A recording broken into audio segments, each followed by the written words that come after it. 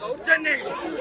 ಒಂದು ದೇವಸ್ಥಾನವನ್ನ ರಕ್ಷಣೆ ಮಾಡಲು, ಪುಷ್ಕರಣಿಯನ್ನ ರಕ್ಷಣೆ ಮಾಡೋದಕ್ಕೋಸ್ಕರ ಇಷ್ಟೆಲ್ಲ ಬೇಕಾಗಿದ್ದು ಕಾನೂನು ಬಾಹಿರವಾಗಿ ದಾಖಲೆಯಲ್ಲಿ ಬಹಳ ಪವಿತ್ರವಾದಂಥ ರಾಮ ಮಂದಿರದ ದುಡ್ಡನ್ನೇ ಲೂಟಿ ಹೊಡೆದಾಗ ಇವ್ರು ಯಾರು ಬಾಯಿ ತೆಗಿತಾ ಇಲ್ಲ, ಚಕಾರ ತೆಗಿತಾ ಇಲ್ಲ, ಯಾವ ಹೋರಾಟಗಳಿಲ್ಲ. ಇವರು ಎಲ್ಲೋಗಿದ್ರು ಈ ಸಂಘಟನೆಗಳೆಲ್ಲ ಒಂಥರ ಗುಂಡಾಯಿಸಮ್ ತರ ಗುಂಡಾಗಿರಿ ಮಾಡುವಂಥದ್ದು ಎಷ್ಟು ಸರಿ?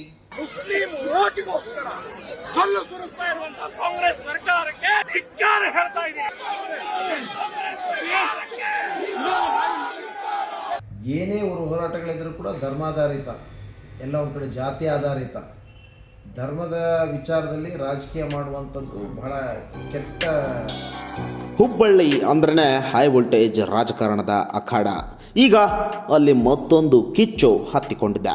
1400 ವರ್ಷಗಳ ಇತಿಹಾಸ ಇರೋ ದೇವಸ್ಥಾನದ ಪುಷ್ಕರಣಿ ಜಾಗದಲ್ಲಿ ರಾತ್ರೋರಾತ್ರಿ ರಸ್ತೆ ನಿರ್ಮಾಣವಾಗಿದೆಯಾ? ಇತಿಹಾಸವನ್ನೇ ಅಳಿಸೋಕೆ ಸಂಚು ನಡೆದಿದೆಯಾ?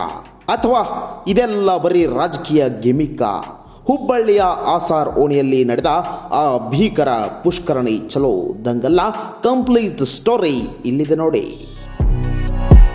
ಶನಿವಾರ ಬೆಳ್ಳಂಬೆಳಗ್ಗೆ ಇಡೀ ಹುಬ್ಬಳ್ಳಿ ಪೊಲೀಸರ ಸರ್ಪಗಾವಲಿನಲ್ಲಿತ್ತು. ಶ್ರೀ ಭವಾನಿ ಶಂಕರ ಮತ್ತು ನಾರಾಯಣ ದೇವಸ್ಥಾನದ ಪುಷ್ಕರಣಿ ಉಳಿಸಿ ಅಂತ ಬಿಜೆಪಿ ಮತ್ತು ಹಿಂದೂ ಸಂಘಟನೆಗಳು ಪುಷ್ಕರಣಿ ಚಲೋಗೆ ಕರೆ ನೀಡಿದ್ವು. ಆದರೆ ಪೊಲೀಸರು ಮಾತ್ರ ಬ್ಯಾರಿಕೇಡ್ ಹಾಕಿ ಕೋಟೆಯನ್ನೇ ನಿರ್ಮಿಸಿದ್ರು.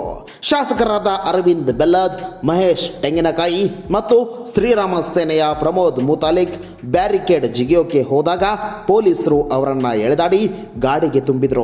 100ಕ್ಕೂ ಹೆಚ್ಚು ಕಾರ್ಯಕರ್ತರ ಬಂಧನದಿಂದ ಹುಬ್ಬಳ್ಳಿಯಲ್ಲಿ ಬಿಗುವಿನ ವಾತಾವರಣ ಸೃಷ್ಟಿಯಾಗಿತ್ತು. ಇತ್ತ ಕೇಂದ್ರ ಸಚಿವ ಪ್ರಹ್ಲಾದ್ ಜೋಶಿ ಅಖಾಡಕ್ಕಿಳಿದು ಅಧಿಕಾರಿಗಳಿಗೆ ಚಳಿ ಬಿಡಿಸಿದ್ದಾರೆ. ನಾನು ಬಾಲ್ಯದಲ್ಲಿ ಇಲ್ಲಿ ಪುಷ್ಕರಣಿ ಇರೋದನ್ನ ನೋಡಿದ್ದೆ. ಬಾಂಬೆ ಗೆಜೆಟಿಯರ್ನಲ್ಲೂ ಇದರ ಉಲ್ಲೇಖ ಇದೆ. ಹಾಗಿರಬೇಕಾದ್ರೆ ಇಲ್ಲಿ ರಸ್ತೆ ಮಾಡೋಕ್ಕೆ ಪರ್ಮಿಷನ್ ಕೊಟ್ಟಿದ್ದು ಯಾರು ಅಂತ ಗುಡುಗಿದ್ದಾರೆ. ತಕ್ಷಣ ಇಲ್ಲಿ ಸೈಂಟಿಫಿಕ್ ಉತ್ಖನನ ನಡೆಯಬೇಕು, ವಿಡಿಯೋ ರೆಕಾರ್ಡಿಂಗ್ ಆಗಬೇಕು ಅನ್ನೋದು ಜೋಶಿ ಅವರ ಖಡಕ್ ಡಿಮ್ಯಾಂಡ್.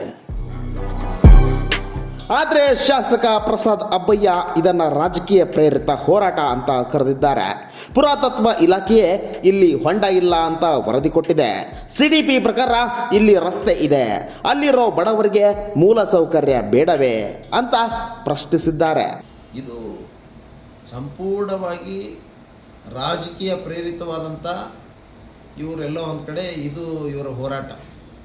ಯಾವುದೂ ಕೂಡ ಅವರಿಗೆ ಯಾವುದೋ ಹಿಂದೂ ಧರ್ಮದ ಹೆಸರಿನಲ್ಲಿ ಈ ಹೋರಾಟ ಮಾಡ್ತಾರೆ.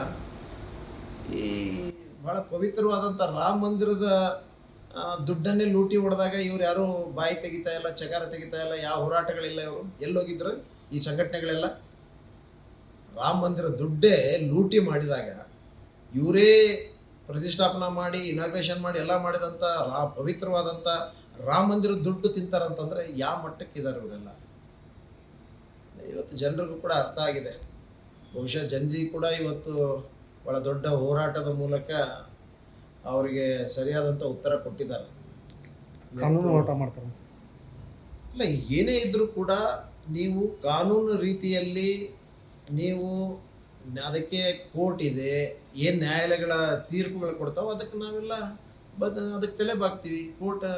ಕೋರ್ಟಿಗೆ ಹೋಗಲಿ, ಕ್ಲೇಮ್ ಮಾಡಲಿ, ಅದನ್ನು ಅಪೀಲ್ ಹೋಗಲಿ, ಅದೆಲ್ಲ ಕೋರ್ಟಿಗೆ ಹೋಗಲಿ. ಅದನ್ನು ಬಿಟ್ಟು ಒಂಥರ ಗುಂಡಾಯಿಸಮ್ ಥರ ಗುಂಡಾಗಿರಿ ಮಾಡುವಂಥದ್ದು ಎಷ್ಟು ಸರಿ? ನಾವು ಬಂದು ರೋಡ್ ಕೀಳ್ತೀವಿ, ರೋಡ್ ತೆಗಿತೀವಿ ಅಂತಂದರೆ ಇವ್ರಿಗೆ ಯಾವುದೋ ಈ ದೇಶದ ಸಂವಿಧಾನ ಇಲ್ಲನಾ? ಈ ದೇಶದ ಕಾನೂನು ಇಲ್ಲನಾ ಇವರಿಗೆ? ಇವರು ಮಾಡಿದ್ದೆ ಗುಂಡಾಗಿರಿನೇ ಇದನ್ನ ದಬ್ಬಾಳಿಕೆ.